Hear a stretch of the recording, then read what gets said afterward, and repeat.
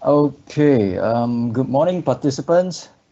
Sorry for the 5 minutes delay because we heard that quite a few is switching over from another webinar to join ours. So thank you for the generosity to wait. All right, without further ado, let's begin. So good morning, participants. Foremost, a big welcome to all to this webinar brought to you exclusively by Rentwise Malaysia in conjunction with the World Reman Day that falls on tomorrow, the 9th of April. My name is Lance, and I'll be your host and moderator for today. So I'd like to begin by sharing an interesting report I was shared very recently.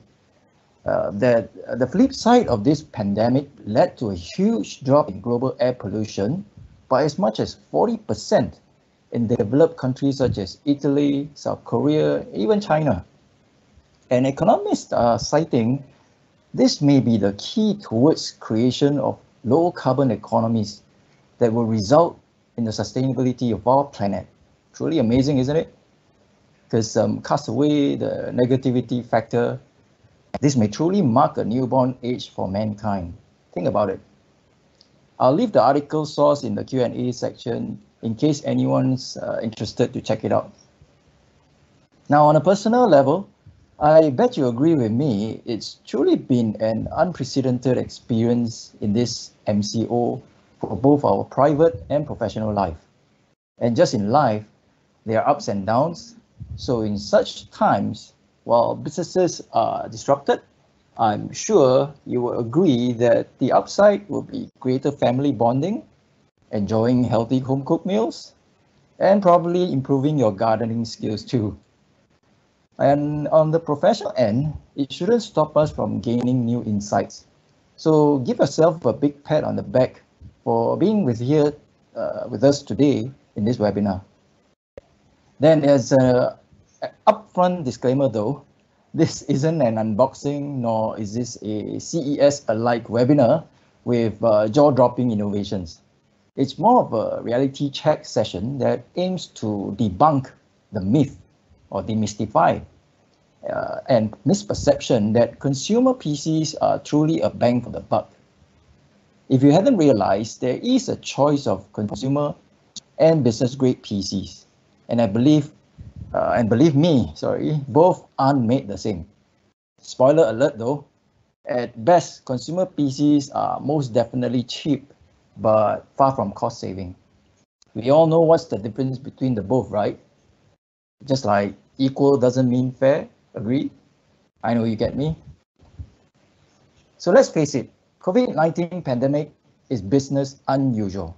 Coupled with the highly competitive business environment today, for any investments or expenses, I'm sure you must weigh the cost versus benefit before deciding, right? So naturally, the same principle will apply to your decision making on IT infrastructure such as PCs. In fact, more so for PCs as they are business critical tools and its life cycle can be relatively short. So considerations such as business impacts upon productivity, cost optimization that includes opportunity cost, transfer cost, and so on should be taken seriously. Ultimately, all in all, what I'm trying to say, don't fall into the infamous penny-wise, pound-foolish syndrome, which distinguishes between a successful business to another which isn't. Okay? Moving forward. Now, please allow me to do a quick rundown over today's agenda. Our first speaker will be Mr. Lai Kian Wah, who is the head of IT asset management. Basically, he helps corporates to dispose their IT equipment securely through hassle-free services while recovering the best possible value by repurposing such equipment. Being his 13th year with Rentwise, he is obviously committed in his role. His topic would help uncover why we don't need the latest and greatest all the time. And something new to most of you, what defines a remanufactured PC? Then we have Mr. Jared Ng, who is a service delivery manager that heads the NPI and R&D responsibility due to his profound experience that's accumulated during his 10-year attachment with Intel Malaysia. He will share us the difference between business and consumer class and how it affects your business. So before passing the floor to our speakers, I'd like to highlight the Q&A tab is active. So please feel free to post your questions or comments. And at the end of this session, we'll have our contact details in case you need to reach out to us.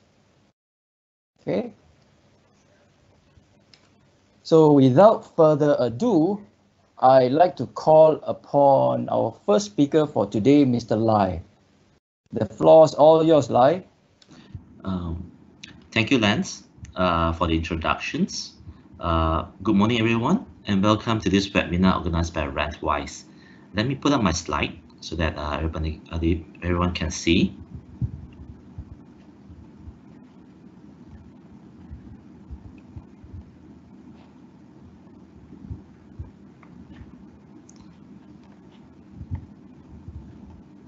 Okay.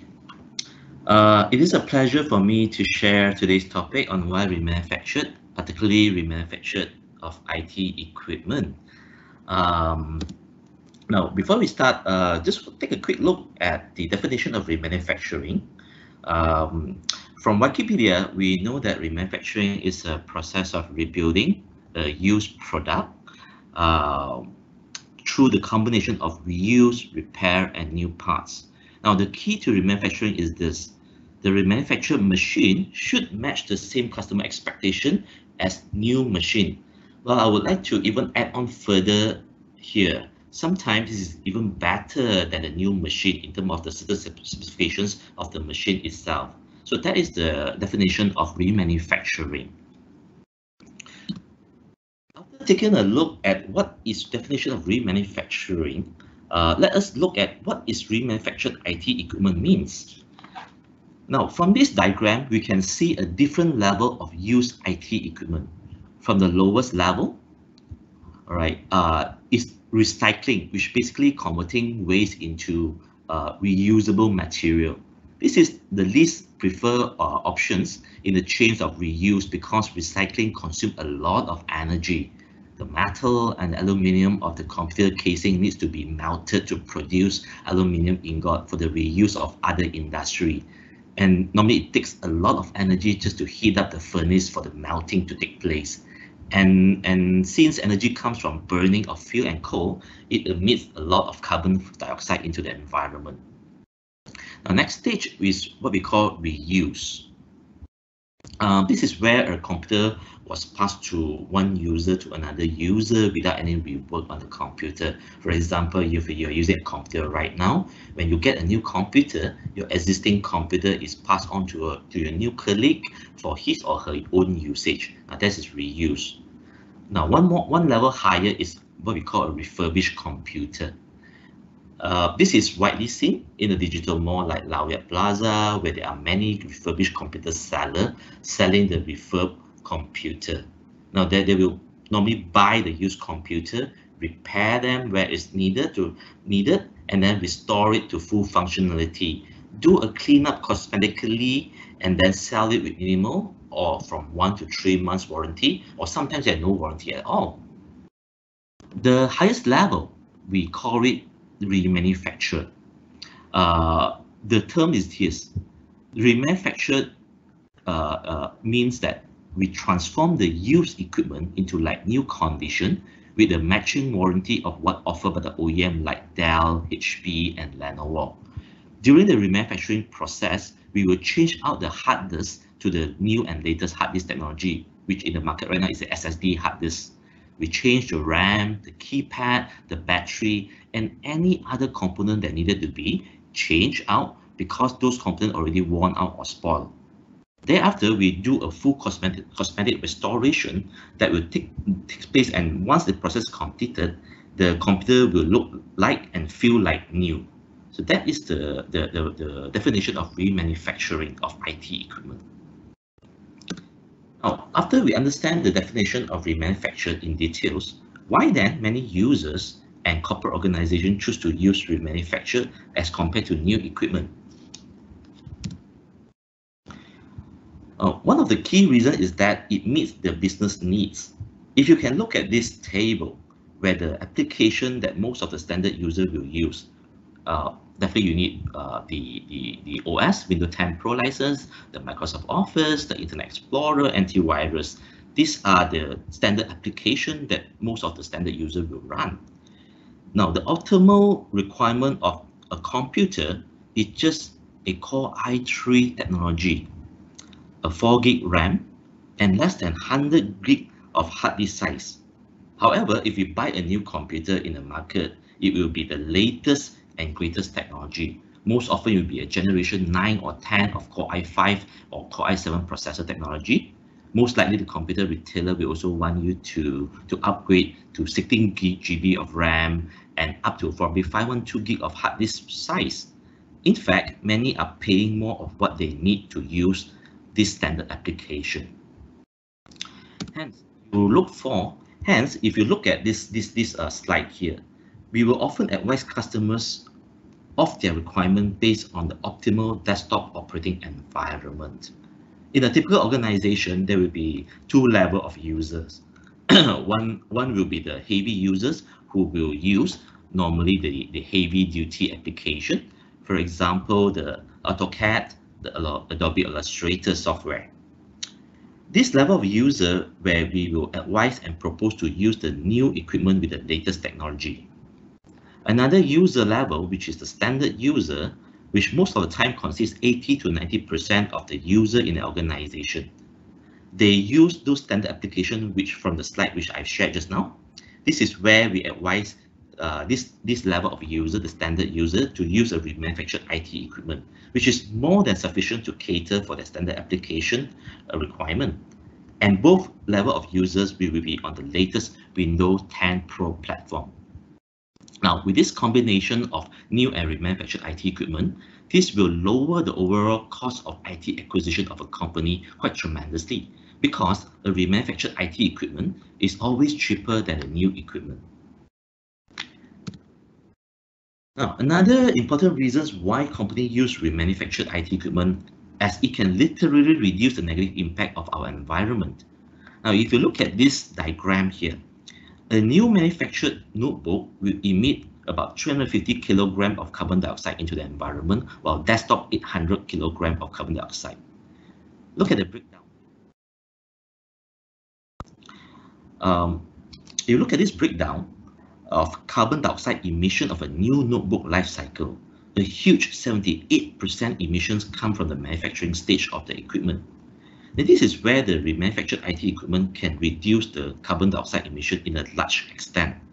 Because in remanufacturing, we don't perform the full cycle of the manufacturing process. We don't perform this cycle all over again. In remanufacturing, we change the components which are faulty, repair and do cosmetic restoration. This will reduce as much as 85% of carbon dioxide emission during the build stage. This infographic will further illustrate just 15 units of new notebook will generate as much carbon dioxide as a mid-size car. In 2018, Malaysia in fact shipped in more than 2 million of new PCs, which if you calculate here is equivalent to the emission of carbon dioxide of more than 130,000 of mid-size car. Imagine this, if these 2 million of computers are remanufactured computer, if this is the case, right, the carbon dioxide emission is equate to only probably about 20 over to 30,000 mid-size car carbon dioxide emission. So you can see the huge differentiation here. Now, a sustainable consumption is the third key reasons why businesses or even consumers choose to use remanufactured IT equipment. In the year 2015, when United Nations hosts the Conference of Parties, or termed as COP21 in Paris, all the leaders of the world, to be precise 196 countries, agreed to set a limit of not allowing global temperature to increase of more than 2 degrees Celsius. This is to ensure the sustainability of life on Earth. Hence, the United Nations has launched the United Nations Sustainable Development Goals, or known as UN SDG, with a total of 17 goals. You must be wondering, what is this got to do with remanufacturing? Look at here. Remanufacturing is a circular business model where used equipment that comes back will be remanufactured and put back to use. Look at this diagram. It's shown two loops, first loop and second loop. Now, the first loop is where the manufactured and usage of new equipment, while the second loop is the remanufactured of the same equipment and the usage of it. So this is the manufactured and usage of new equipment, and this loop is the remanufactured of the same equipment and the usage of it. In fact, for IT equipment, it can go as far as the third cycle usage or the third loop.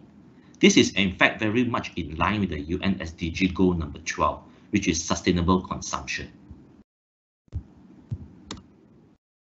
Let me share with you some very alarming facts on the carbon emission and sustainability consumption issue that the world faces right now. Now, first of all, you look at just manufacture of 1 unit of desktop require 200 kg of fossil fuel, 21.8 kg of chemicals, and 1.5 tons of waters. This is a huge amount of resources just to produce one set of computer. IT equipment accounts for 9% of all energy consumed in businesses. Where does energy come from? It comes from burning of fuel and coal, which emit tremendous amount of carbon dioxide into the environment. Now, this is another alarming fact. Imagine if a large corporate organization using 1,000 or even 10,000 of new PCs. This equates to hundreds to thousands of tons of carbon dioxide emission every year. United Nations Universities reported that only 20% of e-waste go on to be recycled properly. The rest are either incinerated or end up in landfill or river. What does this mean? It means pollution to our land and water.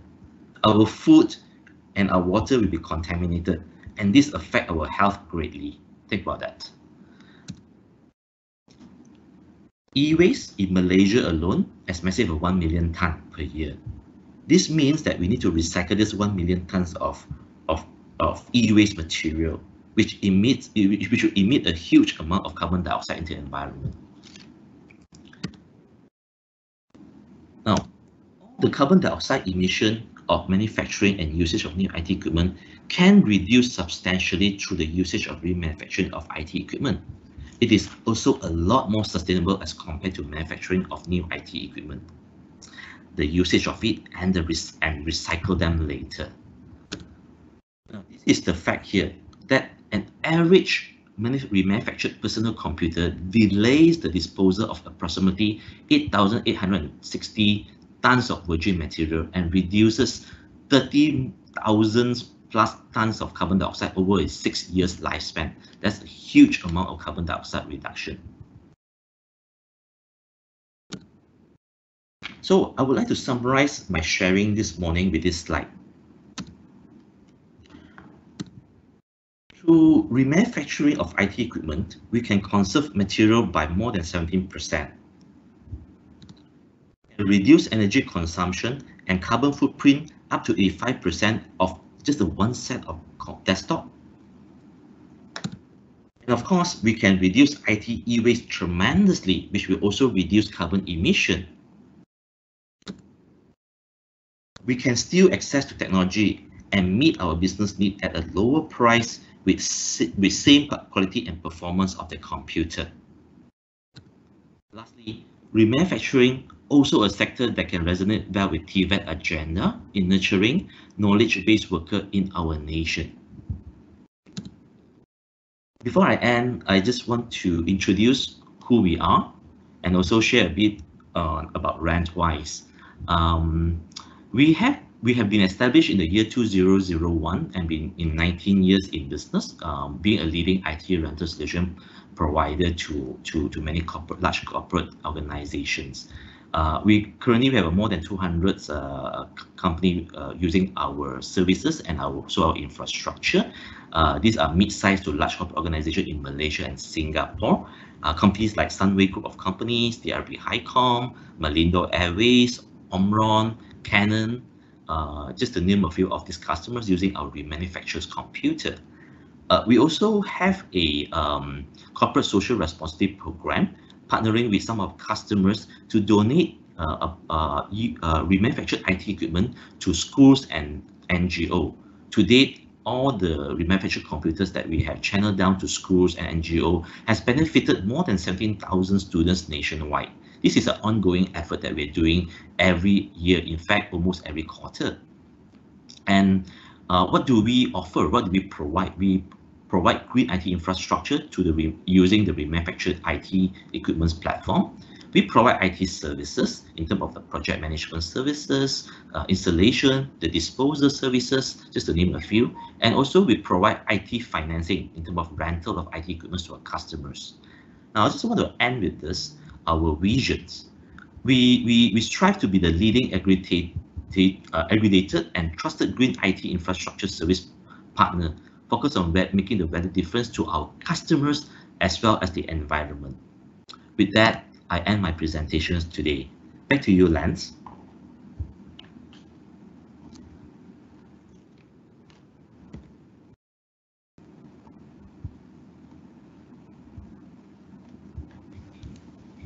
Okay, thank you, Lai. Just give me a bit. Okay. Thanks, Lai, again for the insights and your informative content. Again, as a gentle reminder, I would like to just remind all of the participants to post your queries to the Q&A tab. Okay. Or email to enquiry@rentwise.com if you decide to do it later after the event. Okay, we will try as much to answer all questions, but as time is limited, we just rest assured that we'll get back to you individually if we can't have your questions answered. Right, next, I'd like to call upon Jared to share his bit. Okay, over to you, Jared. Thank you, Lance. Okay, just give me a second. Let me share my desktop.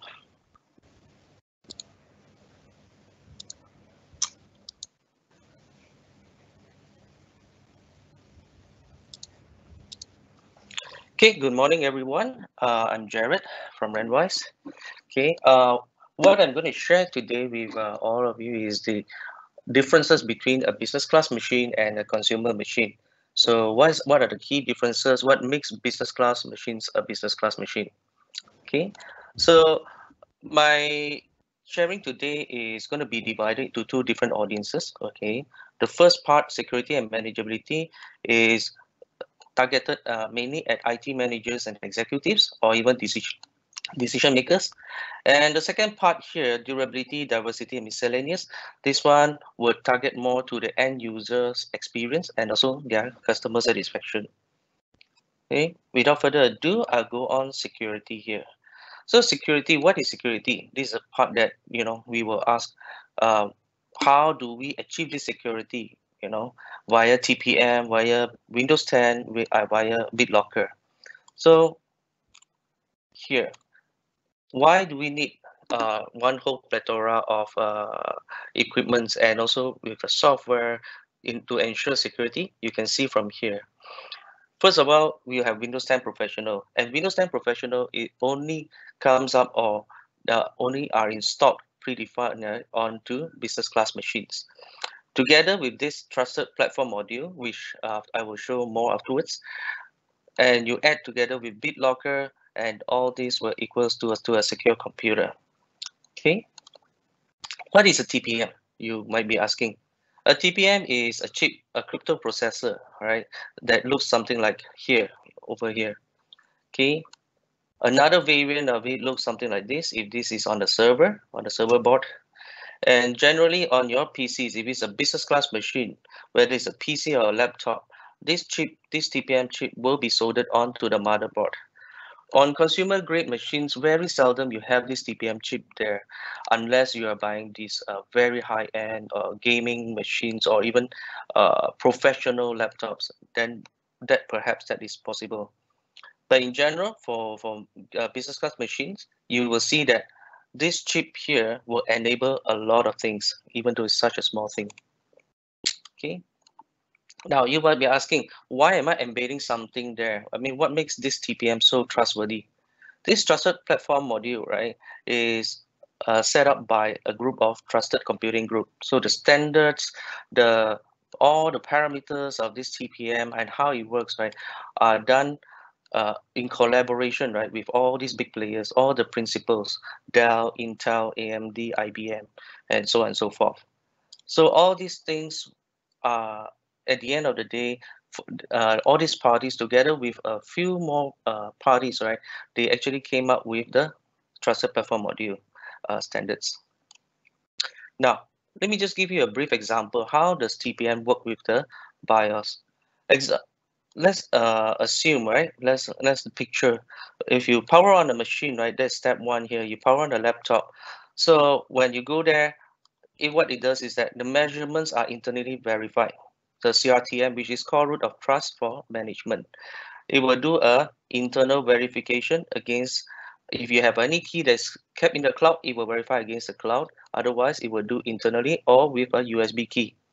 So when it does this measurement, right, it will see, okay, if it's here, if it's just to say a mismatch is found, let's just say a hacker or someone else has already tampered with your BIOS or your CMOS or any of your files, right, then it will say, oh, mismatch found. So it will roll back to the last known good copy. So for IT administrators who are used to Windows NT, Windows 2000, and so on and so forth, right, or the Microsoft Windows server, you will know all these things last known good copy. So usually this is the one that it will go back and it will find that one until it is okay, until it's fine. And then if it matches the measurement, then it will continue on and to execute the boot, and the BIOS will allow or pass back the boot to the OS. This whole process here constitutes a measured boot. That means you know very well that the whole BIOS process, when they boot up, has ensured a secure and measured environment before it passes everything to the OS. Okay, now you might be asking, how does this TPM relate to Windows 10 Pro, right? So there are features, and these are only just a tip of the iceberg. These are only 4 features that I managed to put here. The whole feature, there is a link there that will show a lot of other essential features, but the most important ones are like what I mentioned just now, measured boot. Okay, so it will require TPM 1.2, 2.0. Currently TPM 1.2, these are the older standard, and this TPM 2.0 is the current standard. All right, and then here BitLocker, as I will show later on, it also requires TPM. Okay, so next question is, how do I know if my PC or laptop have TPM? Okay, very simple actually. For those who have not seen this before, perhaps you go into Device Manager, all right, on your PC. Under Security Devices, you will see Trusted Platform Module 1.2. So in this example, it's actually on my HP 820 G1. It's having a 1.2 TPM. Okay, so the next one is security. Now, we all know passwords are always a hassle.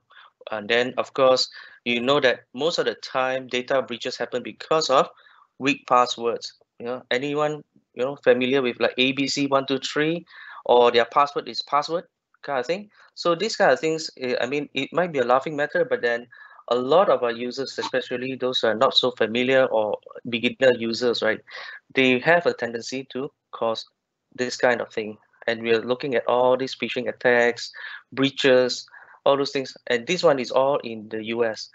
So just imagine in a developed country, you have this kind of breaches, what more in Malaysia, right?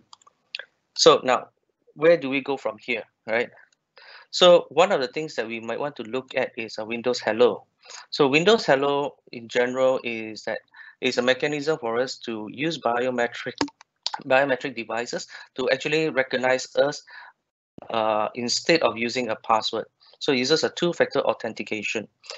So for example, those of us who have used iPhone before, you will see that there is a front camera there that can recognize your face. That is one of the application of this.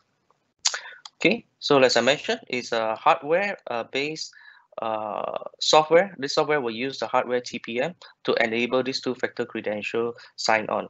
whether it's on the server side, which is the Azure Active Directory, or on your client side, which is the Active Directory, or rather within your LAN. Okay, the future target is this. In terms of security, the best one is ironically, when the user actually does not know the password. If the user does not know their password, they will not forget their password, right? And also, if they never need to type in their password, then there's no way for the hacker to actually hack. And all this requires takes advantage of the TPM chip to ensure all these processes are secure and tamper-proof. Okay, so these are some of the things I think most probably for the more savvy of us, we have seen it before, a Tobii eye tracker, right? That can look at your retina. This is a Logitech thing that you can plug into your business class machines to recognize your face. And then I think some of our customers, even when you go to their site, you also have to you will notice that they will have a camera there. They will try to recognize you, take a photo of you, and all those things. And of course, you have a fingerprint readers as well here, where you can actually just plug in here. It could be as easy as a USB plug-in. That's all. So all this will negate the need to actually do any type in any passwords. Okay, now moving on to the next one is a BitLocker. Now, BitLocker, what is it? It's actually a whole drive encryption. What happens is that once you enable BitLocker, right, this is what you will see on the next boot. When you boot up, you will have to type in the PIN key. For example, those of us who have HSBC, for example, bank accounts, right? You notice that when you log in, you type in the PIN. So it's the same thing, same concept here, where you type in the PIN here in order to protect your drive. So this drive, if you were to move this drive, let's say, to another machine, right? Because the drive encryption, right, is either saved into the cloud or saved in the hard drive itself, right? And it goes through a hash key mechanism, right? Even if you move it to another computer, you are still not able to access the data if you did not type in these keys. Okay, so this BitLocker, for the best result, you still need a TPM to ensure this whole process is not tampered with, or no one intercepts in between. Okay. So what happened here is that here in the next slide here, I will talk a little bit about high level about unsecured boot. Currently, your machine boots up this way, right? You run it, you turn it on like just now, measured boot just now, but this one will run on assumption. There is no measurement, there is no hashing, nothing. So when you load into the OS here, there's no evidence, or there's no guarantee that you have booted up in a safe environment. Okay, measured boot will do this. It will do a hash value of the firmware. It will do a hash value on the bootloader and do these measurements. And only if and when this whole process turns out to be unaltered, then only it will be able to load into here. And when you are able to load to the OS in this stage, in this measured boot process, you know that you have a secure environment. Okay. This is a sample. If you have time, you can even play with it. Measured boot tool. Okay, you will see every file here. They will look at whether it's signed or not. All these are your driver files, your system files, etc., etc. Okay. Now, after security, the second part that most IT managers are concerned with is the manageability, because you have like few hundreds or few thousand machines, right? So we are talking about manageability in order that for you to be able to manage from one single console. Okay, so how do we enable all this, right?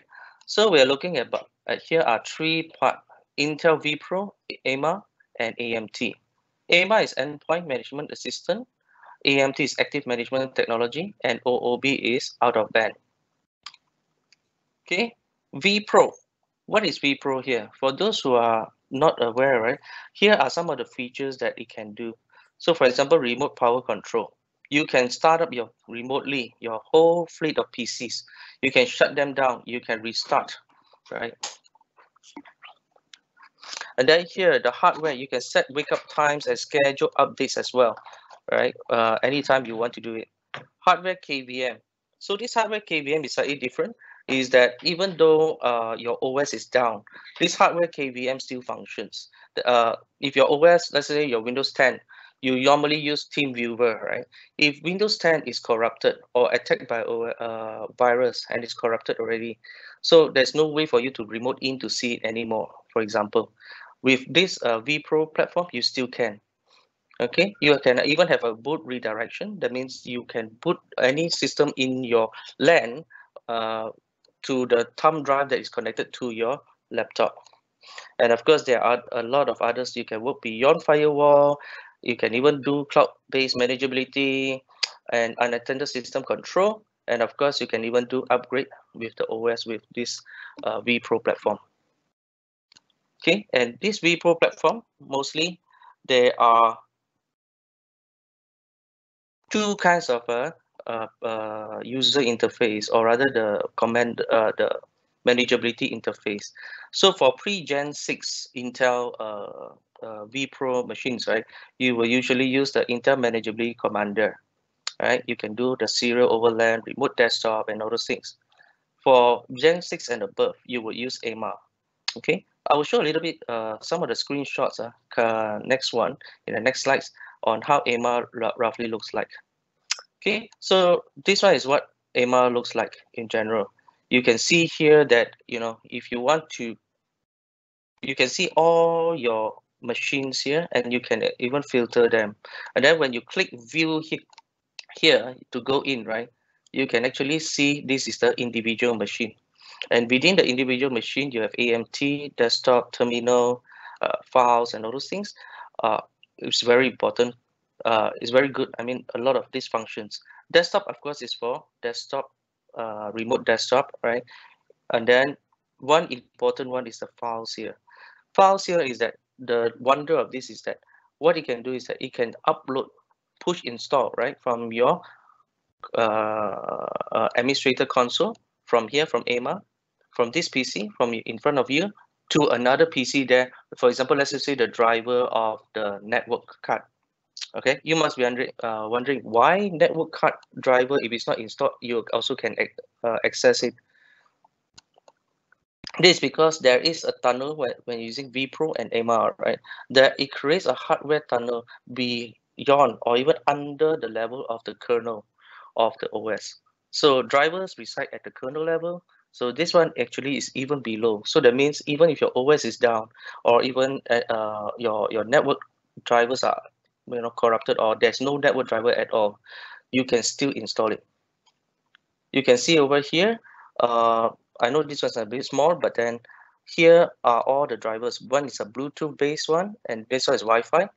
And if, let's just say, this one is your remaining Ethernet, your cable connection. If I were to disable this one as well, right, that means all your network are disabled. I still can remote into your PC because it created a hardware level tunnel from the managing console to the clients.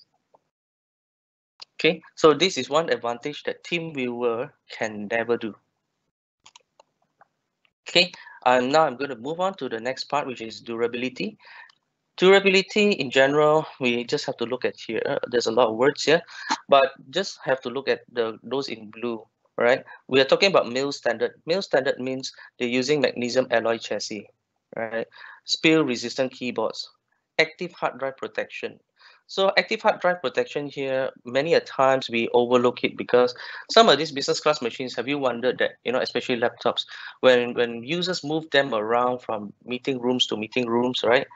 The thing is that during those times, like the hard drives, if you know how hard drive works, it cannot have any shock onto the hard drive itself.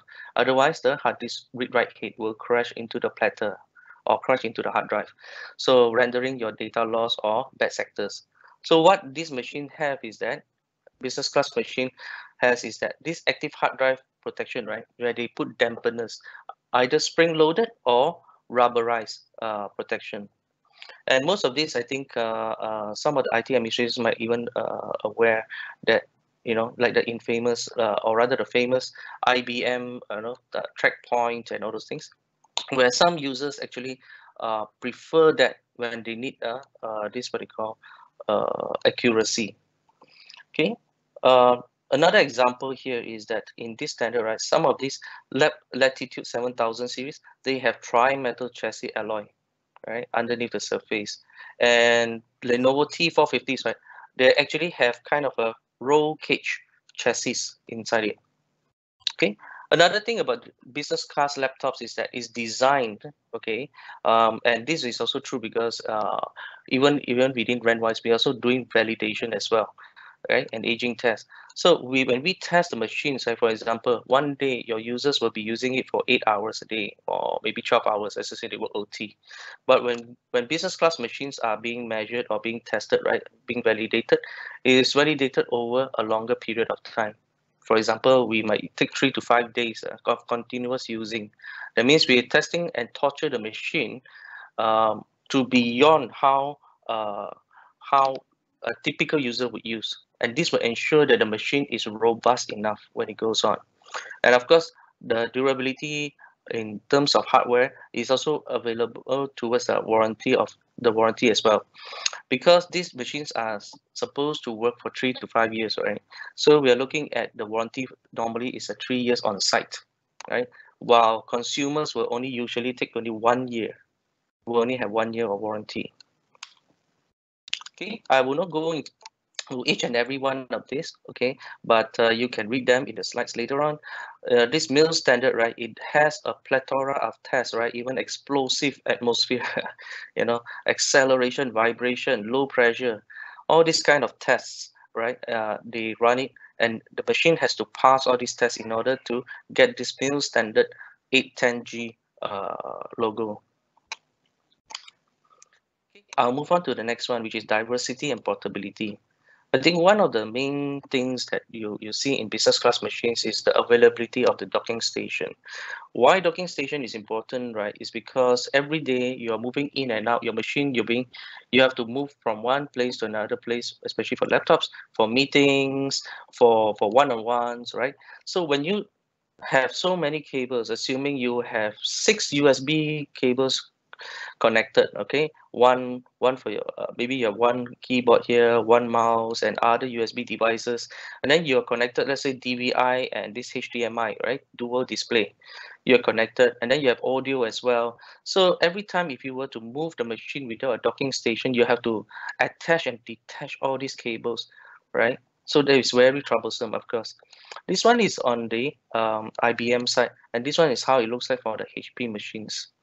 So the other thing is that we have to look at is the Kensington locks. And these are some of the, for example, you can see here, once your machine is locked into the docking station with a Kensington lock on here, you can ensure that your machine is secure, all right? And it's not that easy for intruders to actually just carry your machine away. Okay. Another type of a diversity that you have with this business class machines is that usually they will have different kinds of batteries. For example, those that will always work off-site, right? And they do not have steady access to chargers, right? You can opt for a bigger battery. For example, here, this top one is a 72 watt hour battery, and down here is a 23 watt hour. So both of them can be put into a T450 machine. Okay, this is the other view of it, and of course, this is just a quick one to see. If you use a higher, let's say in here is a 95 watt hour battery, right?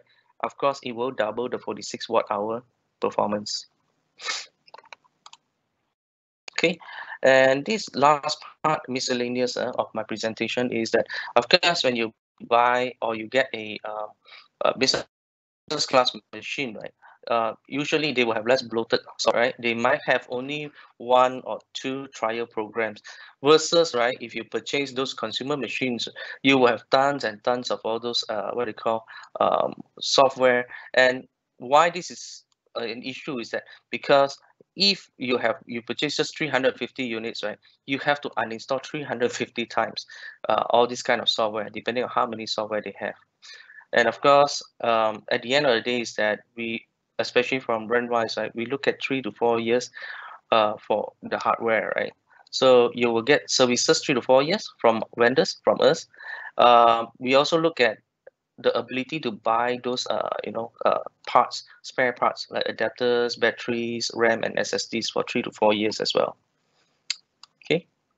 So conclusion here, I will not go through every one of them, but I would like to just bring your attention to here. I think at the end of the day is that every IT administrator would or decision makers, right, would want to have the value for their purchase or their leasing, right? So here we do 3 years of warranty. We support on all the break fixes versus if you purchase a consumer machine, it only gives you 1 year of warranty.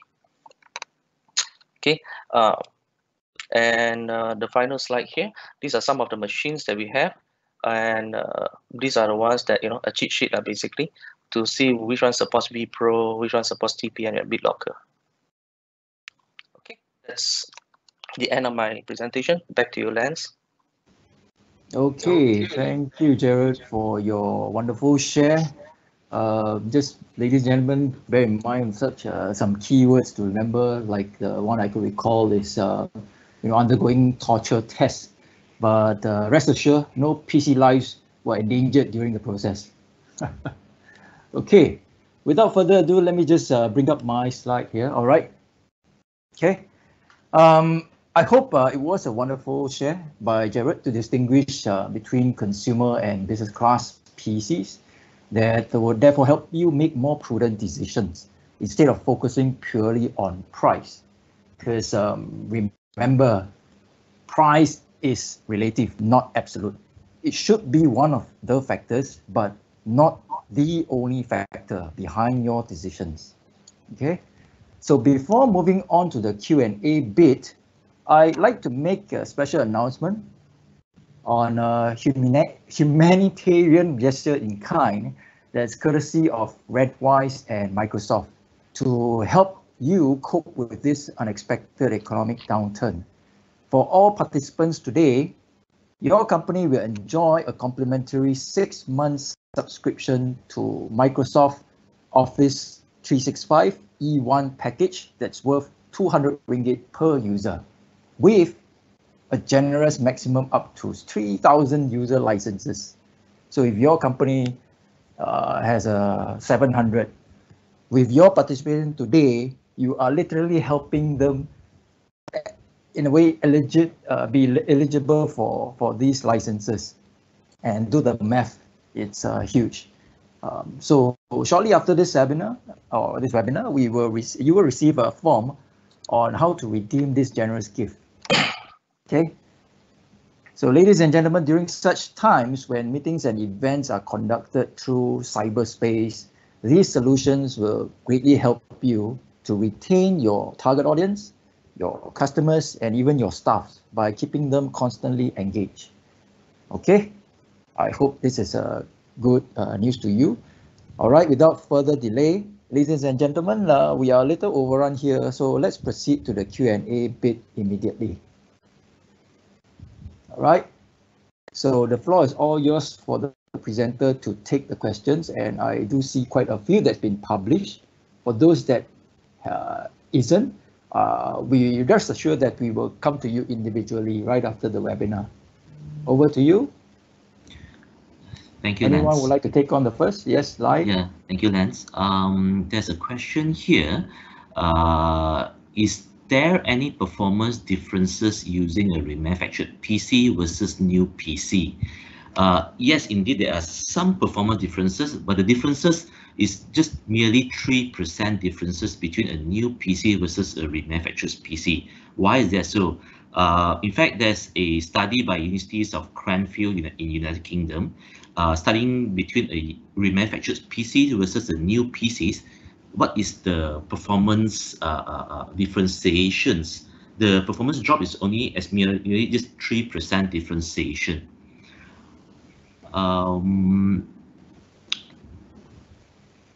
The second question is now take also from this participant. In fact, there are two persons asking the same question. What is the usage lifespan for a remanufactured PC? Typically, a usage lifespan for a remanufactured PC is about 4 years time frame. It's just like a new computer. It's ranged about this age. But what I want to stress on also during my presentation, a PC can go as far as the third loop, which means that after first 4 years usage a new PC, come back another 4 years, and come back, you can remanufacture to usage for another 4 years. The third cycle of usage can be go down to the different level of user. For example, can use for schools who generally need use a more standard type of application for their study. So in as such, the remanufactured PCs typically can go 4 years and go another loop for another 4 years if we remanufactured again.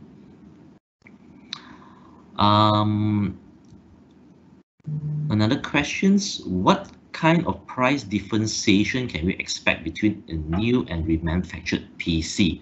In fact, that's a very good question. So if the performance differentiation is just a 3% difference, but what kind of savings are we talking about between a new versus a remanufactured PC? Well, this one is very much depending on what are you comparing with.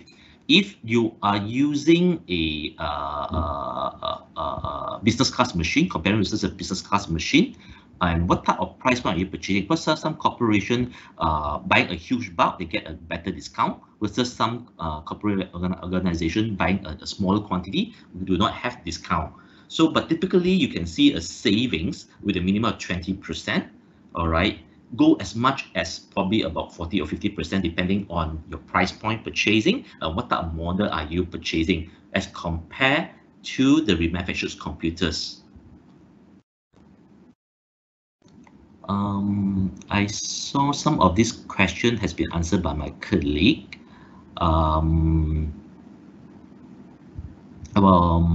One question just want to stress on from this participant is on, will us provide support for software as well during the warranty period? We very much like OEMs. Apart from my colleague has answered these questions for OSES and bundle software, but we are also very much like OEMs. We do break fix on the hardware. All right, very much focus support for the hardware. And also from one participant, you mentioned, you're asking, do we buy back old PC to do remanufacturing? Yes, we do, because in fact, most of the remanufactured PC are used PC, but we are very focused on what PCs that we want to buy back, because for certain, we won't, as I think you have heard from my colleague Jared presented just now, business class versus consumer class PCs. Most of the time, we will focus on business class PCs to buy back business class PC to do remanufacturing. We are very focused because we know that business class PCs are built to last long because of the materials, also of the securities, manageability area of a business class PCs. And also, normally, what's the price point we buy is very much depending on the type of the PCs, the generations of the PCs, as well as is it business class or consumer class PCs. So it's a very different, very different price point of what type of PCs that we buy back for remanufacturing. Yeah, I'm not sure whether if any of our colleagues would like to take any other questions. Okay, Lai, let me take this one. I think Rajan asked a question, do I need additional software to run vPro? Okay, so like I mentioned just now, you require either EMA, all right, for Gen 6 or Manageability Commander. And you actually can also run with third-party software like Intel SCCM, right? And also Kesaya. Okay, I think another question from Rajan is that does BitLocker encrypt only one folder or more? So in general, BitLocker, let me just explain a little bit more. BitLocker actually encrypts the whole device, whether it's an SSD or a hard drive. So it's not able to encrypt only one folder. Okay. if you want to encrypt one folder, right, you will have to use the normal NTFS encryption, which is the new technology file system. So this NTFS, right, is actually the default file system for Windows 10 Professional. And if you have used even last time, why it called NT, right? Because way back, this file system was created during Windows NT time. For those of us who were in, back in 1990s. Okay. I think that will answer Zairi's question as well. I think Ryan asked a very good question. How do you communicate if there's no form of physical or internet connectivity? Okay, so in general, right, like I mentioned just now, it creates a hardware tunnel. So of course, your hardware must function. Of course, if the hardware, the network card is totally, hardware physical faulty, right? Of course, there's no way to connect. That's logical. What I'm referring to here actually is that if the OS portion, which is the layer which lies on top of the hardware, right, on the OSI level, this one, if it's down, the software, you can still use the hardware level to actually access or even have remote control or KVM and all those things. So this one actually works, and then this is what we call out of band access. That means your OS is totally down. Okay, so I think that answers your next question as well. No physical, because physically there must be a connection, right? It's just at the OS or the driver. And I think one question earlier on from the very beginning by SL Wong, is there any performance differences using a remanufactured PC versus new PC? This question is not so easy to answer because in general, if you notice today, right, it depends very much on what components you actually put into the PC, right? When you're talking about remanufactured PC, yes, it may be 3 years or 3 generations behind the latest and the greatest.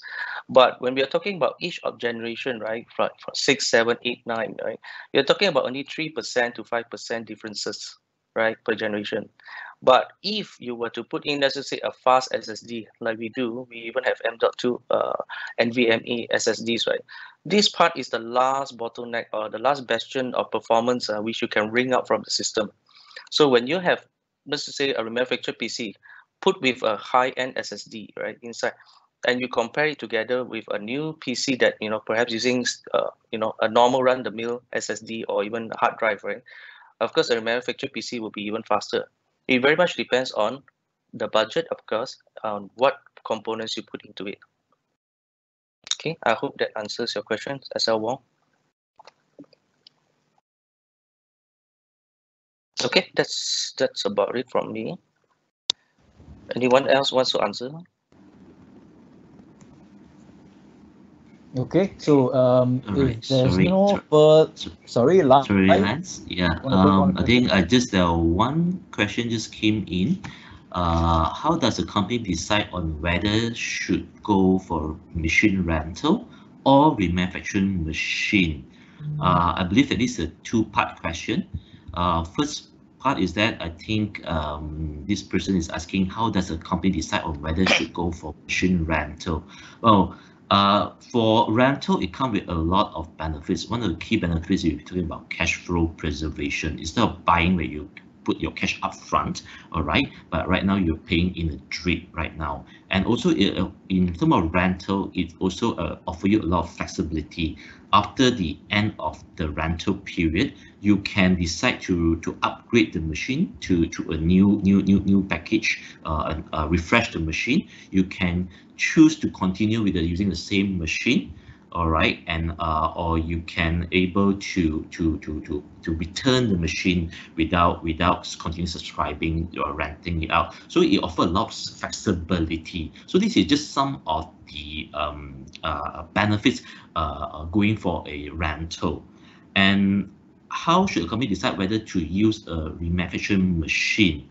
Again, I think my colleague has answered a part of these questions, very much depending on the requirement that you want to run in that machine. In my earlier sharing, depending on the application that the user is using, if it's very much a high-end application, all right, for example, AutoCAD, Adobe Illustrator, or some even finance who run a lot of multiple spreadsheets. So you need a very, very fast processing power. In that case, you might need the latest and greatest technology. But most of the time, we just use Microsoft Office, Internet browser, ERP, CRM. These are normal applications. A remanufactured machine is more than sufficient. Hence, of course, before we jump into it, we always work with customers to study their user profile first. What type of application are they using? What equipment are they using right now? What type of technology are they using right now? Before we derive a conclusion,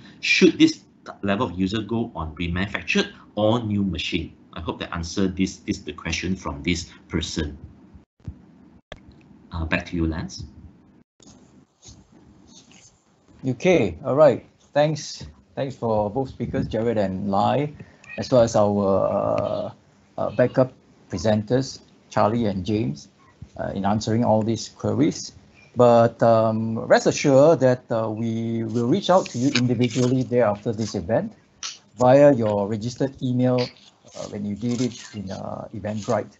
Okay, so just make sure that your name matches the registration name. Okay. All right, I hope the session was fulfilling and informative for you to rethink your IT investment, notably on PC acquisition moving forward.